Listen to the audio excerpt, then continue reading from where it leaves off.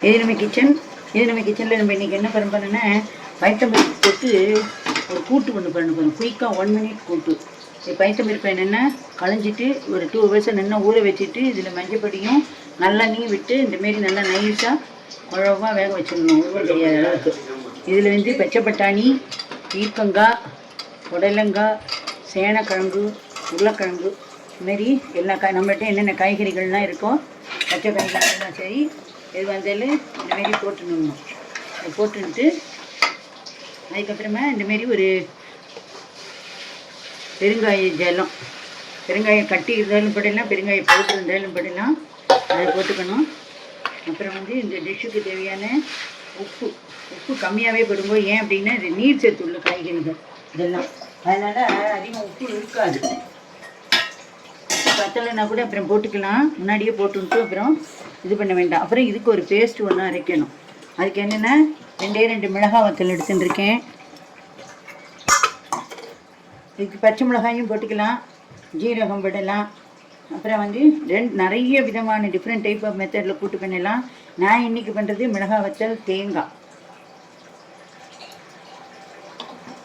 ஜீரகம் இதெல்லாத்தையும் எண்ணெய் அரைச்சி விட்டு இதில் கொட்டணும். இதுலேயே நிறைய வித்தியாசங்கள் எப்படி பண்ணலாம் அப்படின்னா ஒரு பச்சை மிளகாய் ஒரு வத்த மிளகாயும் வச்சுக்கலாம். நம்ம எடுத்துக்கிற டிஷ்ஷுக்கு தகுந்தாப்புல காரம் வச்சுக்கலாம். இல்லை அப்படின்னா தனியா, பச்சை மிளகாய், வத்த மிளகாய், இஞ்சி, ஜீரகம் இதெல்லாம் அரைச்சி விட்டு ஒரு கூட்டு. இல்லை கேரளா ஸ்டைலில் பண்ணணுன்னா மிளகு போட்டுக்கிட்டு மிளகாய் காரத்தை குறைக்கணும், மிளகு காரத்தை அதிகம் பண்ணணும். இப்போ அதை நைஸ் பேஸ்ட்டாக அரைச்சிட்டு பார்க்கலாம்.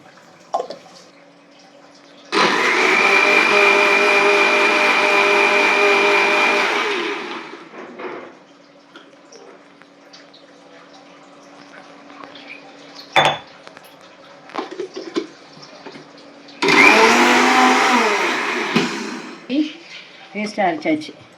இப்போ இதை வந்து இதில் எல்லாத்தையும் ஊற்றிடணும்.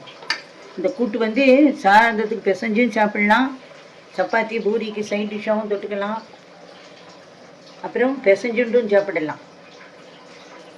இதுலேயே இன்னும் நிறைய வேரியேஷன் வேணால் 1 pot ரெசிபி மாரி பண்ணணும் அப்படின்னு நினச்சோன்னா இதேமாரி பண்ணிவிட்டு இன்னும் கொஞ்சம் பருப்பை கூட போட்டுக்கணும்.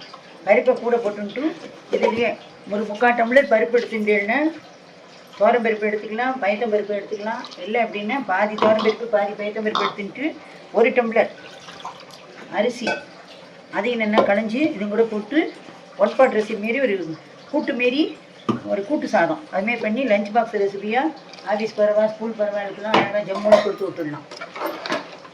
இது இப்போ இது வந்து நல்லா வந்து கொதிச்சு வரணும். கொதி வந்ததுக்கு அப்புறமா இதை வந்து மூடியை போட்டு மூடி 3 விசில் விடலாம். இல்லை அப்படின்னா இப்போவே கூட நம்ம விசிலை விட்டுட்டோம் வைங்க, குயிக்காக ஆகிடும். இப்போ நான் வந்து மூடியை போட்டு மூடி 3 விசில் விடுறேன். 3 விசில் வந்த உடனே பார்க்கலாம். கூட்டு வந்து ரெடி ஆகிட்டான்னு பார்ப்போம். நான் சொன்ன நிறைய டிப்ஸு சொல்லியிருக்கேன், அதெல்லாம் ஃபாலோ பண்ணினேன்னா நீங்கள் ஒரு ரெசிபியை வச்சு நீங்கள் நிறைய டிஷ்ஷஸ் பண்ணலாம்.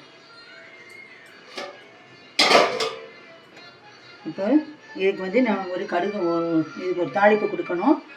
அதுக்காக நான் எப்படி எண்ணெய் வச்சுருக்கேன். இதுக்கு தேவையான அளவு கடுகு போட்டுருக்கேன். கடுகு வெடிக்கணும். கடுகு வெடித்து வந்த உடனே பார்க்கலாம்.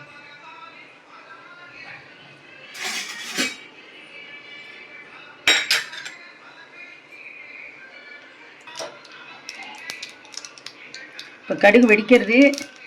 நான் இதுக்கு வந்து 2 உளுத்தம்பருப்பு போட்டுக்கிறேன், 2 கருவேப்பிலையும் போட்டுக்கிறேன். இது வச்சோன்னே இதில் தூக்கி கொட்டணும். வேணுங்கிறவா இன்னொரு தடவை கொஞ்சம் தேங்காய் துருவலை இதில் என்னென்னா வறுத்துட்டு தேங்காய் துருவலும் போடலாம். தேங்காயை பல்லுபில்ல நறுக்கி வறுத்து ட்ரை ரோஸ்ட் பண்ணி இந்த எண்ணெயோட வறுத்துட்டு இதில் கொட்டலாம். குழம்பு வடம், சாம்பார் வடம்லாம் போட்டிருந்தேன்னா ஆற்றுல இருந்ததுன்னா அதையும் வந்து இதோட வறுத்துட்டு அதில் போட்டுடலாம். குழம்பு வடம், சாம்பார் வடம் போட்டுடலாம். கருக்கு முறுக்கு வேணும் அப்படின்னா கலரக்கூடாது, அப்படியே வைங்கோ. சாப்பிட்ற நேரத்துக்கு கிளறி விட்டுக்கோங்க. எனக்கு கொஞ்சம் சாஃப்டாக வேணும், ஊறினாலும் பரவாயில்லைன்னா கிளறி விட்டுருங்க. நல்லா பதப்பதன்னு ஊறிடும், அது ஒரு டேஸ்ட்டாக இருக்கும்.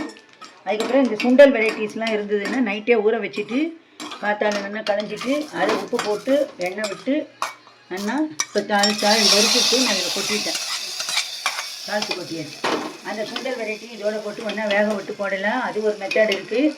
இதுமாரி இல்லை அப்படின்னு நம்மள்கிட்ட குழம்பு வடை இந்த வடைலாம் இல்லை எனக்கு கொஞ்சம் டைம் இருக்குது அப்படின்னு நினைக்கிற வடை இருந்தால் உளுந்தை ஊற வச்சு உளுந்த புணுக்கு மாரி நல்லா மாவை அரைச்சிட்டு புணுக்கு மாரி எண்ணெயில் பொரித்து இதில் போடலாம். இல்லை மசால் வடை கரைக்க மாரி 3 பருப்பையும் நல்லா ஊற வச்சு மிளகாத்தூள் பெருங்காயம் உப்பு இதெல்லாம் போட்டு நல்லா இஞ்சி கருவேப்பிலைன்னு எல்லாத்தையும் போட்டு அரைச்சி இல்லை நறுக்கி போட்டு அதுமாரி அதை எண்ணெயில் பொரித்து அதை கிள்ளி பொரித்து இதில் போடலாம். எப்படி வேணாலும் போடலாம். நான் நிறைய டிப்ஸ் சொல்லியிருக்கேன். நீங்கள் இதுமாரி ஃபாலோ பண்ணுங்க. நன்றி, வணக்கம்.